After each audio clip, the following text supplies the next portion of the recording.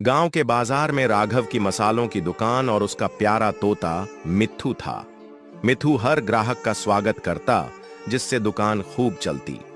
एक दिन राघव ने कुछ सिक्कों के लिए मिट्ठू को एक व्यापारी को बेच दिया।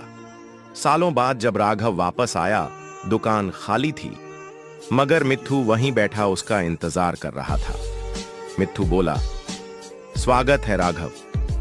राघव की आंखों से आंसू बह निकले, लेकिन अब बहुत देर हो चुकी थी और अब मिट्ठू रो रहा है क्योंकि आपने सब्सक्राइब नहीं किया।